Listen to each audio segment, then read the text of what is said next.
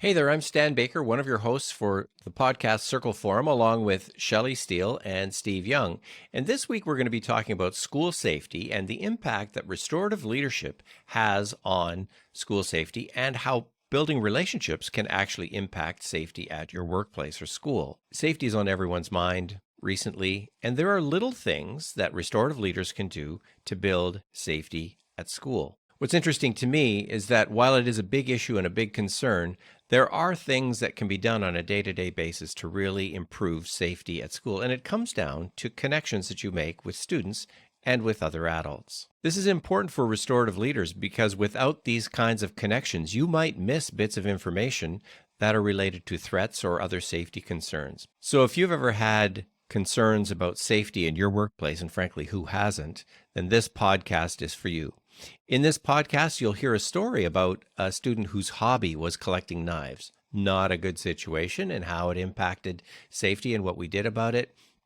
You'll hear a story about how a principal took conversations that teachers were naturally having after school and moving it outside of the office. The office staff could keep working. And thirdly, you'll hear a story about how one school, as part of a restorative community, really built connections with just a casual question once a week after school that people could come, and everybody started coming. At the end of this episode, be sure to head over to our website, www.restorative.ca, check out our free resources, subscribe to our podcast, check out our website, www.circleforum.ca, and let's head over to the conversation with Steve, Shelley, and me, Stan.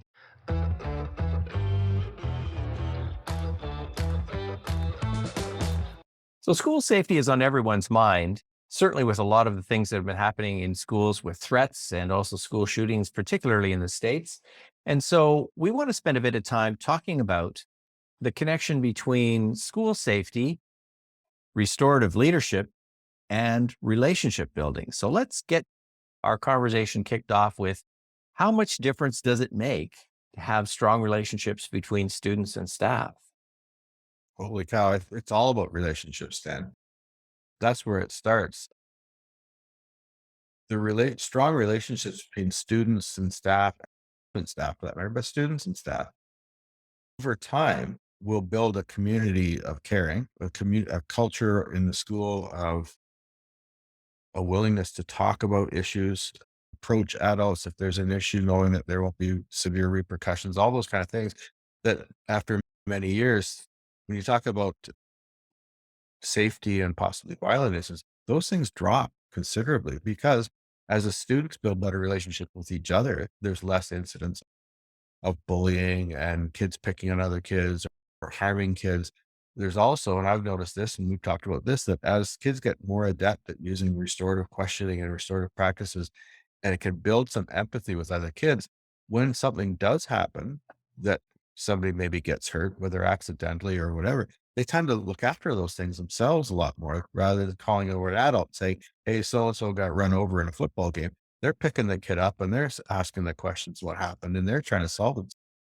It's all about relationships. And I think it really starts with the adults working with kids to start to build those relationships. And I think we need to remember that when we use the word relationships, it can also, there's rapport and then there's relationships. So it's, you're just building rapport with the students and them knowing that you are a person that they can share information with, or you're a person that can do something about it, that they start to understand your role in the school and they feel safe about coming to you. Doesn't mean you have to have a long-term ongoing relationship for a student to report. It's just that they know that you're somebody who's somebody that will hear what they have to say and will do something with that information. So It's I think about sometimes trust. people get bogged trust, right? They get bogged down in, I need to have a relationship with students. You're not going to have relationships with 600 students. You can have rapport with many of them. Sometimes I think that becomes a weight for people. I can't possibly have relationships with all these students. No, you can't, but you can be a person that they see that have a connection with. So how do you get a student to trust you as an adult? Probably one of the simplest things is being present. And that sounds kind of cliche, whether that's about parenting or whether that's fear, but just being around the students, around the kids. And informal ways, but also in informal ways, just having a wander around and connecting with some chit chat, not always on business.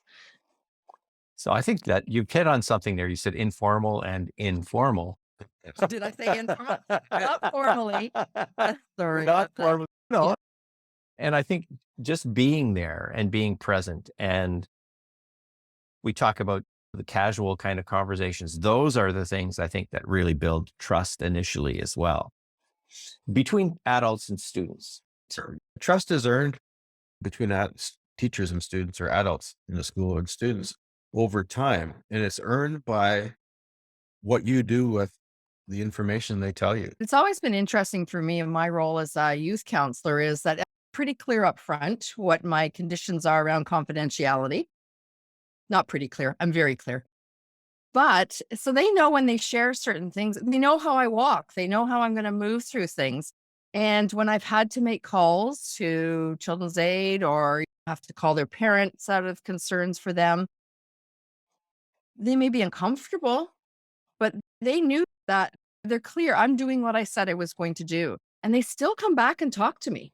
It's not that I broke a trust because they knew where that's the way things were going to happen. And I followed through on what I would say with support, of course, not just I'm making the call. Good luck with that.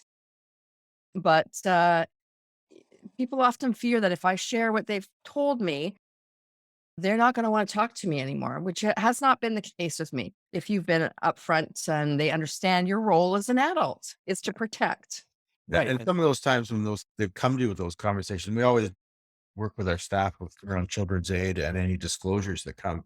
That if a child comes to you and says, "Look, I want to tell you what my mother did or my father did this weekend," but you can't tell anybody, your first response is, "I can't make that promise. If your safety is in danger, I may have to tell somebody. Now, do you still want to tell me what happened?"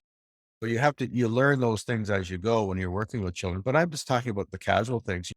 A kid tells you, "Oh, I really like stamp collecting." And a Yeah. lot of people think that's a nerdy thing to do. And then you bring it up in a conversation with the whole class. Does anybody else have any hobbies? Like Johnny over there says he likes stamp collecting. And Johnny's over there going, "God, why did he say that? I didn't want anybody to know I did that." So those are the kind of things that we sometimes let slip because we're not thinking about, he told me that in confidence. Yeah. And you think, well, that's not a big deal. It's a big deal to him. So we really have to be careful. But when you don't do that, you can say, "Hey, does anybody else have any hobbies they like? I like, is anybody," and if Johnny puts his hand and says, "I like stamp collecting," great. He's divulged that, Mhm. not me. But if Johnny sits there and doesn't say anything, pretty obvious he doesn't want people to know that. So we learn those as we go as adults, that and kids soon learn that I can talk with that person and I can trust them. And I always tell people you have to earn trust. You can't demand trust. Just because you're the teacher doesn't mean kids are going to tell you stuff. And that's pretty obvious for, I think, most adults, but not all. It's interesting. You were talking about the collections and hobbies. And it turns out one student that we were having some questions about in terms of how safe things were, his hobby turned out to be collecting knives. And his parents also gave him knives regularly for birthdays and stuff like that. And so that kind of increased our level of concern around this individual following through on some of it because he was not having a great time. And I think it was grade 6 or 7. And making some verbal threats and that kind of thing. And so we thought, well, he has a means now as well. And he was very upfront about that. He had that on his social media pages and that kind of thing. So we wouldn't have found that out had we not had a process in place to just dig a little bit deeper. And it strikes me too that just getting back to trust, that one of the things that builds trust is listening without blame or judgment and not saying, "Oh, you shouldn't collect knives. That's really bad." To just receive it and, "Oh, tell me more about it," or "What kind of knives have you got?" And do something with that information away from the conversation, but simply listening without blame as opposed to, "Oh my goodness, you're collecting knives." You just shut it down when you do. Yeah, you just shut it down right there. Staff to staff relationships. How can that really improve safety in a school? When staff, when they communicate with each other over issues, they'll talk about lots of stuff. And some staff are closer friends than others, and some never talk to each other. Depends on the size of the school and how long they've been there and so on. But if there's a real true safety issue, we have to somehow get staff to feel comfortable to approach other staff members to say, I've noticed this, look, we need to talk about it. And some staff are not comfortable with that at all. It's a little bit of information that if we don't have a connection or a relationship with our school administrator or with other adults in our building, we'll just keep it to ourselves, right? As opposed to somebody who might be able to connect some of those dots of information. And this might be the dot that finally completes all the dots that need to be completed for a picture of, hey, we've got a safety concern here that we need to address as a school. So really, we're back to talking about community, because as you're describing that, I'm just thinking of a community that we might live in, right? People carry the bits and pieces of information, but don't want to step on somebody else's toes or don't want to say something negative about that person. But there is who in your community might be the holder of these other dots or these other pieces of information that you could share with. And I think, and I think, the stronger the relationships about the weather and about staff collections and about how you spent your weekend, the stronger the connections about those things, the more likely you are to hear about something which could lead to a safety concern. And it really starts with that positive relationship, that rapport, that trust. So in terms of practical suggestions for leaders in schools, we're talking superintendents, we're talking principals, we're talking teachers, we're talking any adult in school. What are some practical things that restorative leadership can bring to safety in schools? As a leader at a school, you've got to sometimes create the initial conversation, find the time and create those conversations. And maybe you start off in a very structured, formal way of, we're going to have X amount of time at our next staff meeting. And as a leader, you may have to initially structure that or orchestrate that. I would go a step further back from what Steve was talking about and create those opportunities to have conversations about things other than safety. That would be a building block. And so that maybe this is the same sort of things we talk about kids, how to connect them at the beginning of every staff meeting or PA day or whatever it is.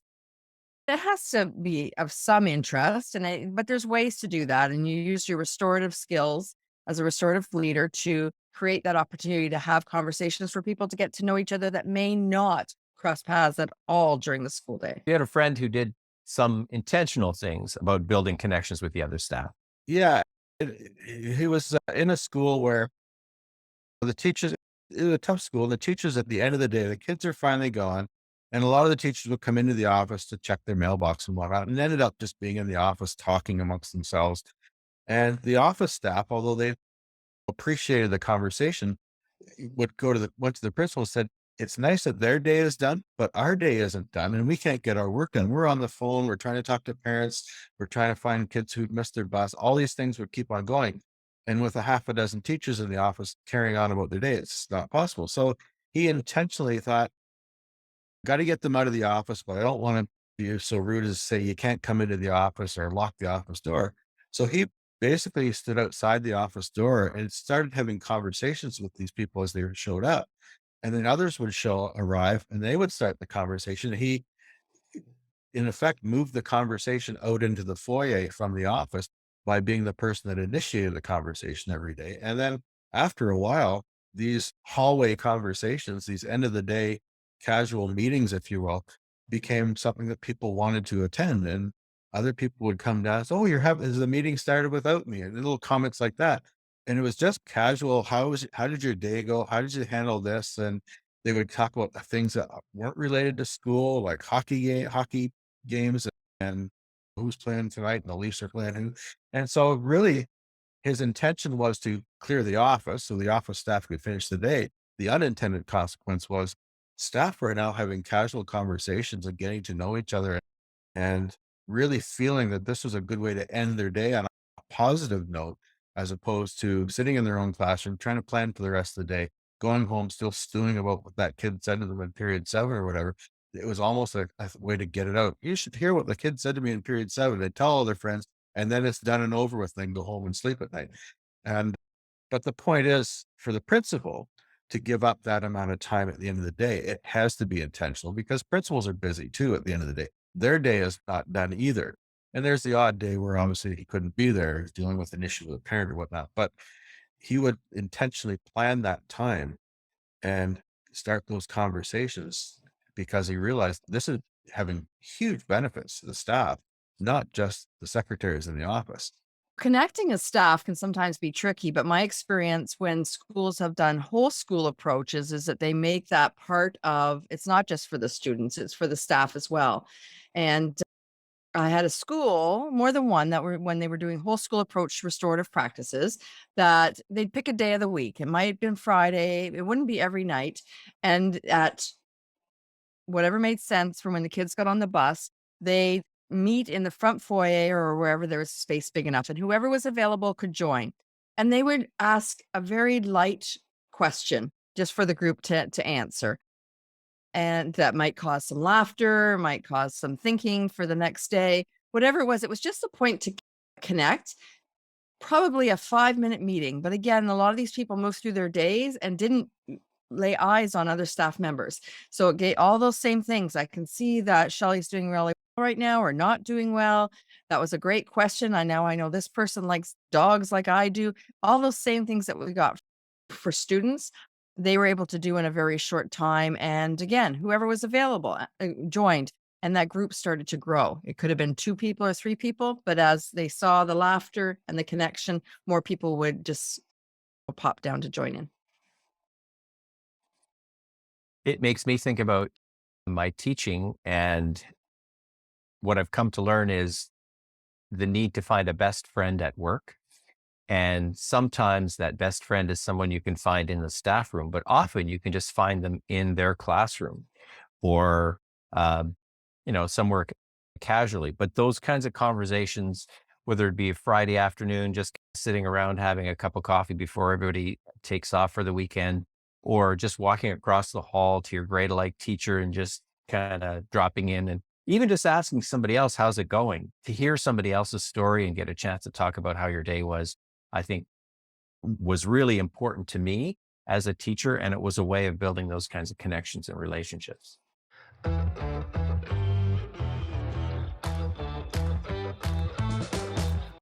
It appears to me, at least, that there are many small things that restorative leaders can do to improve safety in the workplace. Getting to know your staff about things that aren't work related, getting to know your students about things that aren't school related. And those kinds of connections will serve you really well if anyone gets bits of information about threats or concerns about safety. If you want to find out more about restorative practices, check out our website, www.restorative.ca. If you would be interested in a consultation about restorative leadership and restorative practices, drop me an email to stan@restorative.ca. And let's keep building those connections in our workplaces for safety's sake.